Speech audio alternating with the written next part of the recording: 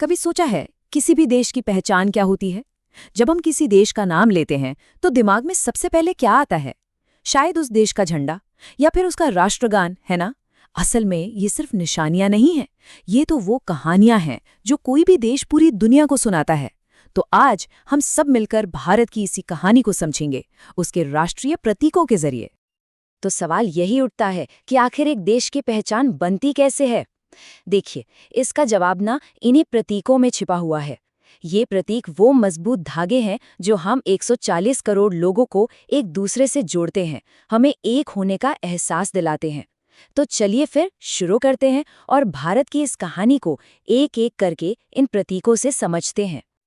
और इस कहानी की शुरुआत होती है उस प्रतीक से जिससे हम सब सबसे ज्यादा जुड़े हुए हैं, जिसे हम सबसे ज्यादा प्यार करते हैं, हमारा प्यारा तिरंगा।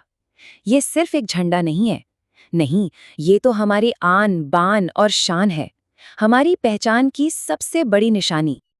अच्छा, क्या आपको पता है कि हमारे तिरंगे की एक बहुत खास बात है?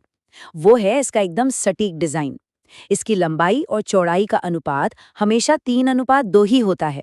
अब ये कोई छोटा मोटा नियम नहीं है, बल्कि ये तय करता है कि तिरंगा चाहे कहीं भी फहराया जाए, वो हमेशा वैसा ही गौरवशाली और शानदार दिखे। तिरंगे के दिल में बसे हैं इसके 3 रंग, और हर रंग की अपनी एक कहानी है।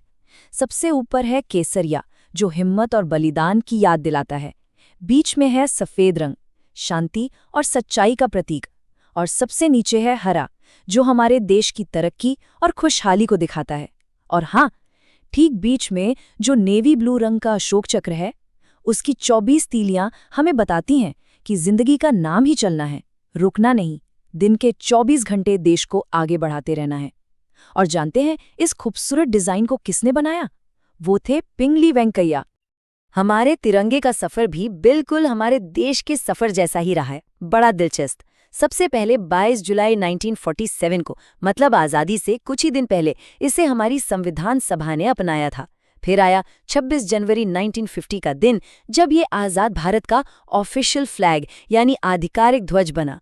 और फिर 26 जनवरी 2002 को एक बहुत बड़ा, एक ऐतिहासिक फैसला हुआ, जब हम सब आम नागरिकों को भी इसे पूरे मान सम्मान के साथ फहराने का अधिकार मिल गया। तो ये तो हुई हमारी विजुअल पहचान की बात। अब चलते हैं उन धुनों की तरफ जो भारत की आवाज हैं। हमारे पास एक नहीं, बल्कि 2 ऐसी शक्तिशाली धुनें हैं, हमारा राष्ट्रीय गीत और हमारा राष्ट्रगान। यहाँ पर एक तरफ है वंदे मातरम, जो आज़ादी की लड़ाई में हमारा नारा बन गया था। इसे लिखा था बंकिम चंद्र चट्टोपाध्याय ने। और दूसरी तरफ है जन गण मन, जो हमारे देश की विविधता में एकता को सलाम करता है, और ये गुरुदेव रवींद्रनाथ टैगोर की रचना है। एक और मजेदार बात, ये दोनों ही गीत पहली बार कांग्रेस के सेशन में ही गाए गए थे। और सबसे खास बात क्या है जानते हैं? इन दोनों को एक ही दिन यानी 24 जनवरी 1950 को अपनाया गया। और हाँ, हमारे राष्ट्रगान से जुड़ी एक और बहुत खास बात है। जब भी इसे पूरे सम्मान के साथ गाया जाता है तो इसका जो फुल वर्जन है, उसे गाने में ठीक 52 सेकंड का वक्त लगता है। ये जो सटीकता है ना, ये अनुशासन, ये इसके प्रति हमारे सम्मान को दिखाता है। चलिए अब बात करते हैं उस निशान की जो भारत सरकार की पहचान है, हमारा राजकीय प्रतीक, द स्टेट एम्ब्लम। ये सिर्फ कोई लोगो नहीं है दोस्तों, ये हमारे देश की ताकत, हिम्मत और गौरव का प्रतीक है।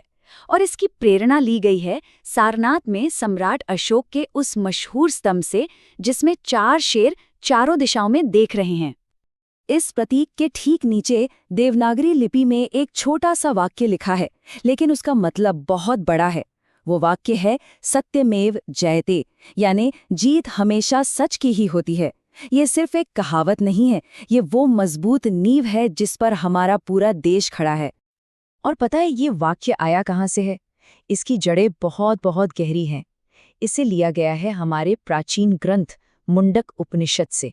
जरा सोचिए, ये दिखाता है कि हमारा आज भी हमारे हजारों साल पुराने ज्ञान और सोच से कितना मजबूती से जुड़ा हुआ है।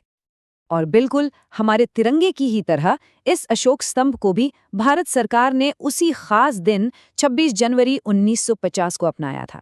ये तारीख, ये सिर्फ एक डेट नहीं है, ये हमारे गणतंत्र का जन्मदिन है।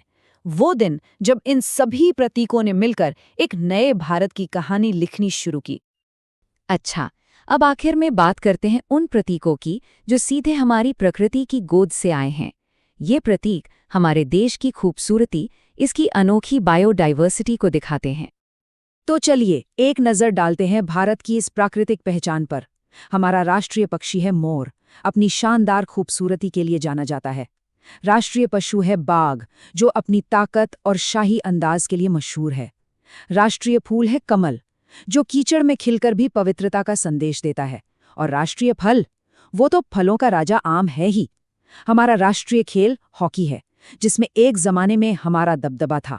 और पानी में हमारी पहचान है गंगा नदी की डॉल्फिन। ये सब मिलकर दिखाते हैं कि भारत कितना विविध और कितना खूबसूरत है। तो हमने इन सभी प्रतीकों की कहानी को समझा, तिरंगे के रंगों को, राष्ट्रगान की धुन को और अशोक स्तंभ के संदेश को। पर सोचने वाली बात यह है कि आज हम सबके लिए इन प्रतीकों का क्या मतलब है?